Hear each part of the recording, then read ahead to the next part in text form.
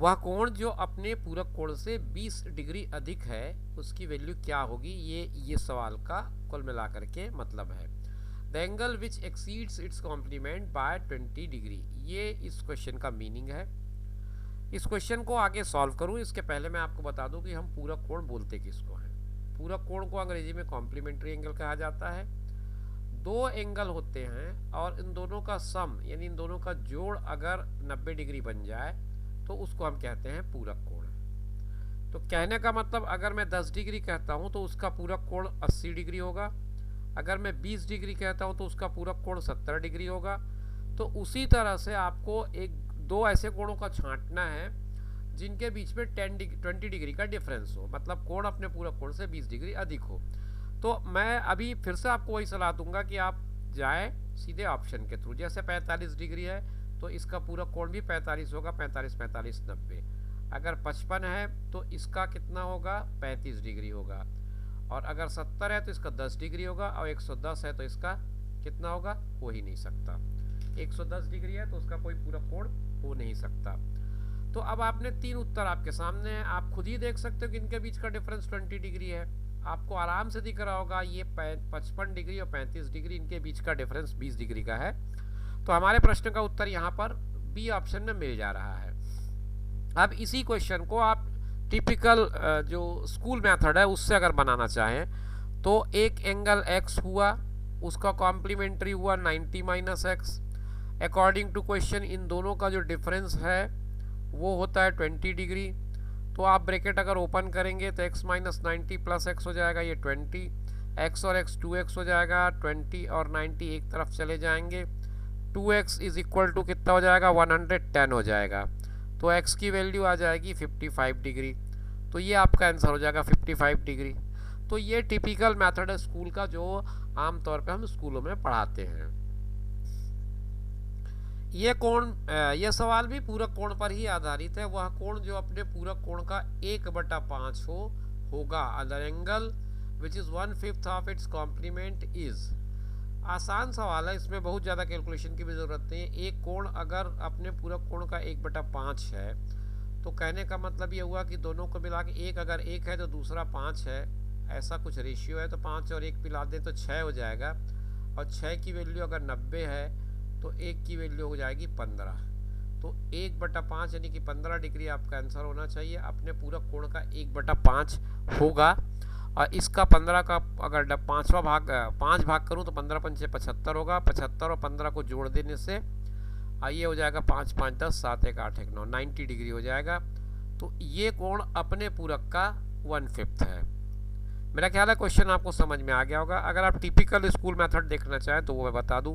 कोण x है, उसका पूरक x/5 है, दोनों को जोड़ा तो 90 मिला, 5 एलसीएम आ गया, 5x plus x equal to 90 हो गया, 6x is equal to 90 into 5 हो गया, x is equal to 90 into 5/6 हो गया।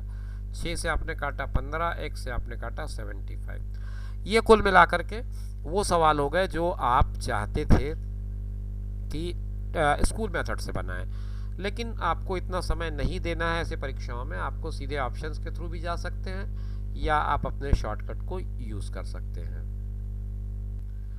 अगला सवाल ज्योमेट्री का बड़ा बेसिक सा सवाल है। षटकोण के बाह्य कोणों का योग होगा। षटकोण हम कहते हैं हेक्सागन को। Sum of the exterior angle of hexagon is 360 degree, 540 degree, 720 degree. उपरोक्त में से कोई नहीं। मैं आपको एक बिल्कुल गुरु मंत्र बता दूं, आपका इस सवाल का आंसर 360 होगा। Angle sum of exterior angle जब भी आपसे पूछा जाता है, सम ऑफ एक्सटीरियर एंगल्स, ये किसी भी फिगर के लिए 360 डिग्री होता है। इस बात को नोट करके रख लें। फिगर कोई भी हो, उसका अगर बाह्य कोणों के योग के बारे में बात की जाए तो उसका वैल्यू हमेशा हमेशा 360 अंश ही होगा। वृत्त पर एक सवाल देखते हैं। वृत्त को 12 बराबर भागों में बांटा गया, चाप में कितनी डिग्री होगी ये पूछ रहा है। Circle is divided into 12 equal parts, the number of degrees in each arc is. Arc का एंगल कितना होगा। आप अगर सिंपल सा फिगर देखें, ये वृत्त का चित्र है, मान लो ये यहाँ पर सेंटर है। अगर इसको 12 भाग में बांटना है तो इसका कहने का मतलब ये हुआ कि 360 शुड बी डिवाइडेड बाय 12। 360 को 12 से भाग देना पड़ेगा। तो 12 से अगर मैं भाग देता हूँ तो 12 तिया 36, 30 डिग्री का एक एक कोण इसका बनता जाएगा और ये इस तरह से 12 भागों में बढ़ जाएगा। तो आपके सवाल का जो जवाब है वो ऑप्शन बी में निहित है। आप ऑप्शन बी को टिक करिए। 12 भाग में बांटते हैं तो आपका 30 डिग्री आना होगा। एक और सवाल है जो एक्सटीरियर इंटीरियर एंगल पर ही बेस्ड है।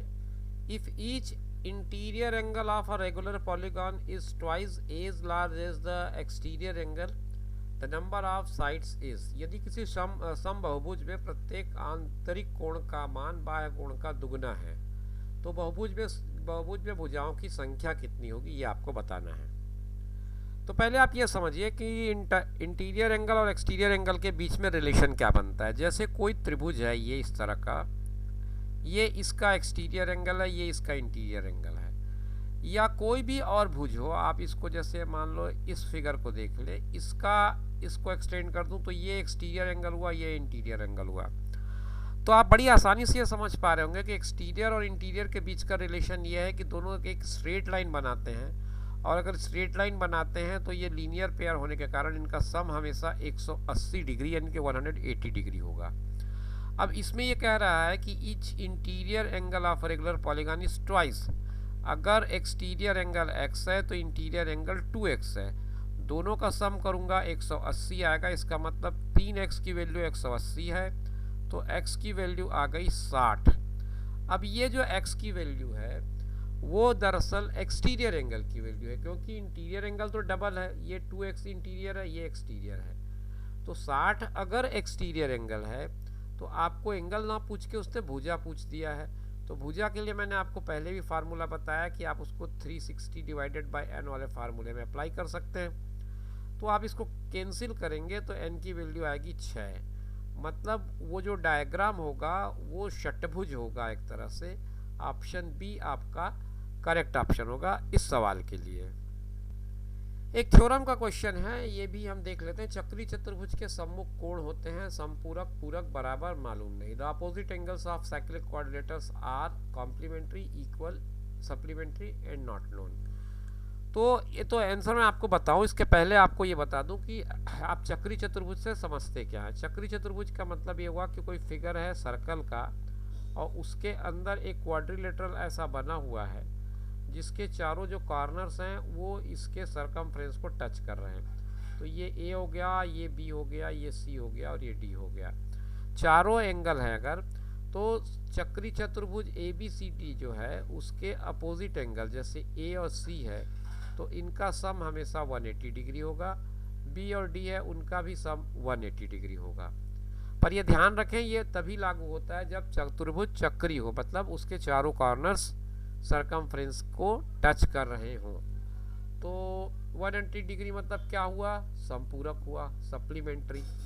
तो दोनों चीज़ें आपको याद रखनी है, एक तो थ्योरम याद रखना है और संपूरक को क्या बोलते हैं ये भी आपको याद रखना पड़ेगा, तभी क्वेश्चन का करेक्ट आंसर मिल पाएगा। ज्योमेट्री पार्ट में एक और अच्छा सवाल आया है, किसी त्रिभुज के बाह्य कोणों का योग k समकोण है तो k का मान क्या होगा।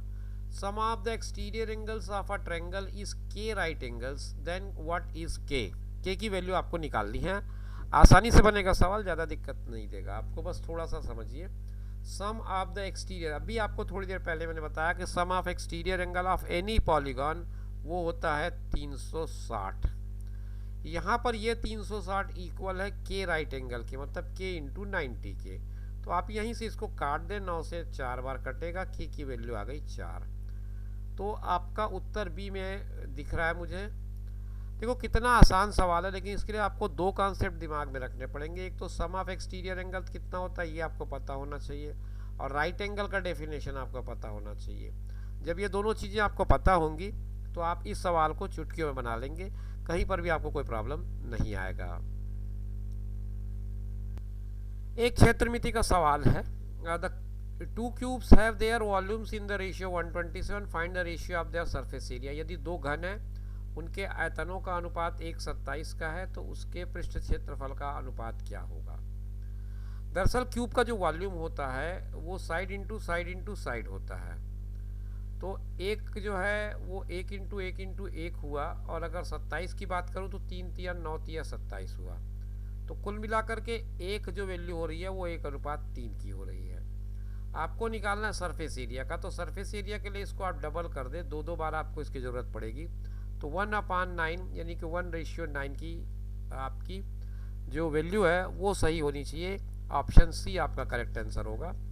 फार्मूला जो है वो 6a² होता है। दरअसल मैं फार्मूला पे नहीं जा रहा हूँ, फार्मूला 6a² होगा और आपका वॉल्यूम a³ होगा। लेकिन चूंकि रेशियो मुझे लेना है तो रेशियो में मुझे साइड को 2 बार यूज़ करना पड़ेगा, बाकी फार्मूले में तो सब कुछ कैंसिल हो जाएगा। अननेसेसरी कैलकुलेशन बढ़ाने का कोई सेंस नहीं बनता। तो इस सवाल का जो सही जवाब है वो हो जाएगा 1:9।